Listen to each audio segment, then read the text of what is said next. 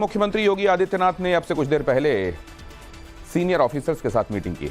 इस दौरान कई बड़े फैसले लिए गए, जबकि अखिलेश यादव अपने पैतृक गांव इटावा पहुंचे। अखिलेश ने यूपी के बदले हुए जिस नक्शे को दिखाया, उसी पर आगे बढ़ते हुए उन्होंने पब्लिक से संपर्क किया। लेकिन योगी आदित्यनाथ की एक तस्वीर ने समाजवादी पार्टी को सन्नाटे में ला दिया है। योगी ने ऐसा प्लान एक्टिवेट किया है जो अखिलेश को चौंका देने वाला है। क्या है यह प्लान? बिग एंड बोल्ड की पहली एक्सक्लूसिव स्टोरी यही डिस्कस कर रही है। यूपी में योगी थे, योगी हैं और योगी ही रहेंगे। अमित शाह और योगी आदित्यनाथ की मीटिंग के बाद यह पूरी तरह से कंफर्म हो गया। राजनाथ सिंह से योगी की मुलाकात के बाद इस पर मुहर लग गई और नितिन गडकरी से मिलने के बाद योगी ने मैसेज दे दिया कि अखिलेश ने यूपी का जो नया नक्शा खींचा है उसे वो बदलने नहीं देंगे और इसमें ना कोई इफ बट होगा और ना ही किसी तरह का डाउट बाकी रहेगा। उत्तर प्रदेश में अखिलेश यादव जी की ने जिस तरह की जातिवादी राजनीति की है, जिस तरह से लोगों को बहलाया है, भरमाया है और कांग्रेस पार्टी ने खटाखट योजना से जिस तरह से भोली भाली जनता को बरगलाने का काम किया है, अब जनता इस झांसे में आने वाली नहीं है। ये काठ की हांडी बार बार नहीं चढ़ती है। हम उत्तर प्रदेश में अखिलेश यादव को पुनः पराजित करेंगे। जो कल तक योगी आदित्यनाथ की चिंतन मुद्रा को हार के नतीजों से जोड़ रहे थे, उन्हें मोदी के शपथ ग्रहण में योगी की ये तस्वीर भी देखनी चाहिए। इस मुस्कुराहट के बहुत मायने हैं, मैसेज बड़ा है और इसका अंदाजा इसी से लगा सकते हैं। मोदी 3.0 की कैबिनेट में सबसे ज्यादा यूपी के सांसदों को जगह मिली है। मोदी कैबिनेट में 9 लोकसभा सांसदों को मंत्री बनाया गया है। यूपी के एक राज्यसभा सांसद को मंत्रिमंडल में जगह मिली है, यानी 33 सांसदों पर 10 मंत्री यूपी से ही बनाए गए हैं। प्रधानमंत्री नरेंद्र मोदी को भी इसमें जोड़ दिया जाए तो ये संख्या 11 हो जाती है। अखिलेश यादव ने जाति समीकरण के हिसाब से यूपी को साधा और इस फॉर्मूले की बदौलत समाजवादी पार्टी यूपी की सबसे बड़ी पार्टी बनी। अखिलेश ने इसी जीत के आधार पर 2019 और 2024 के यूपी के मैप की तुलना की। अपने ट्वीट में अखिलेश ने बताया कि किस तरह उत्तर प्रदेश के नक्शे में अब लाल रंग छा गया है, मगर अखिलेश के इस फॉर्मूले की काट मोदी और योगी ने निकाल ली है। यूपी से जिन 10 नेताओं को मंत्री बनाया गया है, उनमें राजनाथ सिंह, जितिन प्रसाद और कीर्तिवर्धन सिंह अगड़ी जाति से आते हैं। जयंत चौधरी, अनुप्रिया पटेल, पंकज चौधरी और बीएल वर्मा ओबीसी समुदाय से आते हैं। एसपी सिंह बघेल और कमलेश पासवान दलित वर्ग से संबंध रखते हैं, जबकि हरदीप पुरी अल्पसंख्यक समुदाय से आते हैं। इस कॉम्बिनेशन का सीधा मतलब है यूपी से भले ही एनडीए 36 सीटें जीत पाया हो, मगर फोकस कम नहीं होगा। योगी कमियों को दुरुस्त कर 2027 में नई लकीर खींच देंगे। अमित शाह और उत्तर प्रदेश के मुख्यमंत्री योगी आदित्यनाथ की चुनाव परिणाम आने के बाद में पहली मुलाकात हुई। ये मुलाकात तकरीबन 30 मिनट तक चली। इस मुलाकात में उत्तर प्रदेश में जो चुनावी रिजल्ट आए हैं उस पर चर्चा हुई। साथ ही संगठन में कितने और किस तरीके के बदलाव होने चाहिए, ये डिटेल रिपोर्ट योगी आदित्यनाथ ने बीजेपी आला कमान को सौंप दी है। साथ ही अब फोकस रहेगा कि अखिलेश की 2027 में जो ख्वाहिशें हैं उस पर ब्रेक लगाया जाए। कयास लगाए जा रहे हैं योगी विधानसभा चुनाव के लिए अलग मोड में नजर आएंगे और इसका असर ठीक वैसा ही होगा जैसा गुजरात में हुआ।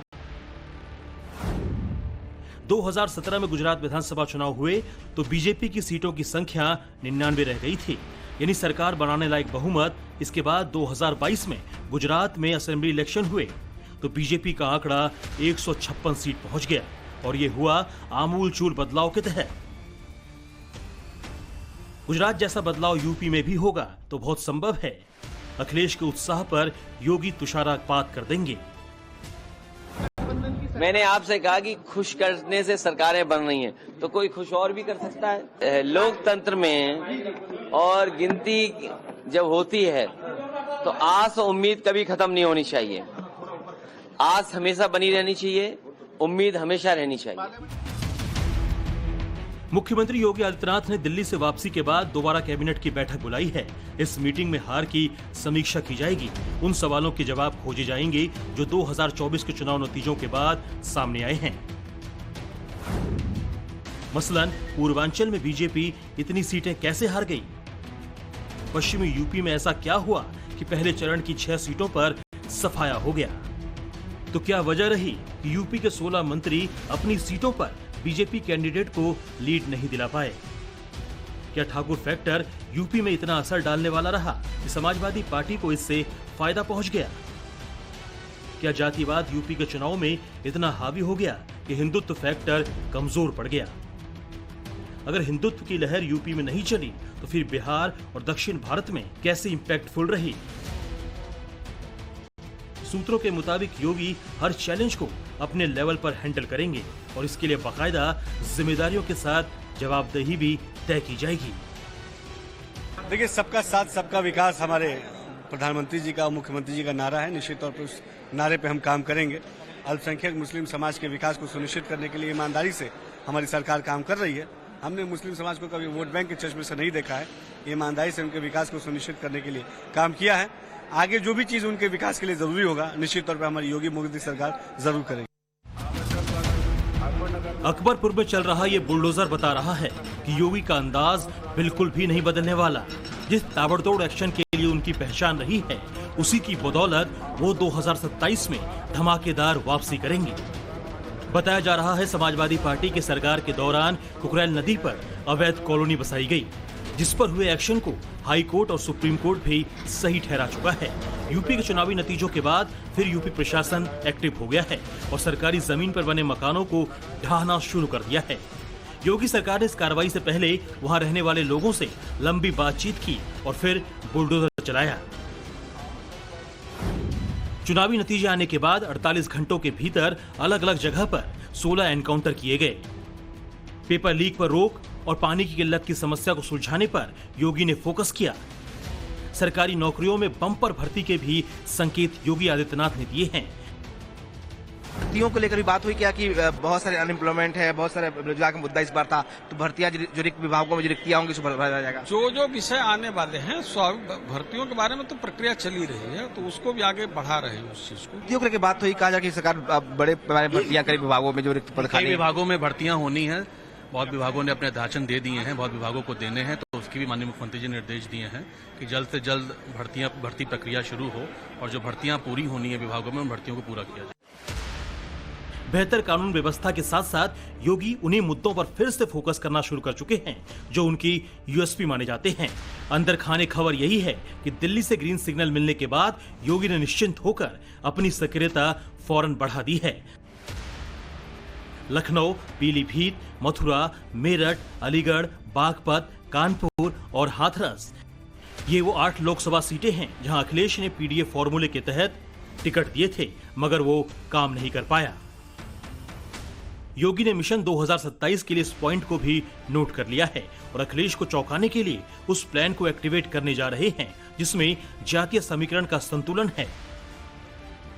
अखिलेश यादव ने पीडीए की राजनीति को और धार देने की तैयारी कर ली है। समाजवादी पार्टी में दलित और अति पिछड़े नेताओं को अहम पद दिए जा सकते हैं। अखिलेश यादव को गठबंधन की राजनीति में अब फायदा नजर आ रहा है। सभी जातियों का वोट मिला, सभी लोग जो आज खासकर गरीब तबका, मध्यम वर्गीय तबका, किसान, मजदूर, आम आदमी, नौजवान, यूथ जो नौकरी के लिए परेशान था, इनके लिए वो सभी लोगों ने हमको वोट दिया है। 24 के नतीजों से अखिलेश उत्साहित हैं।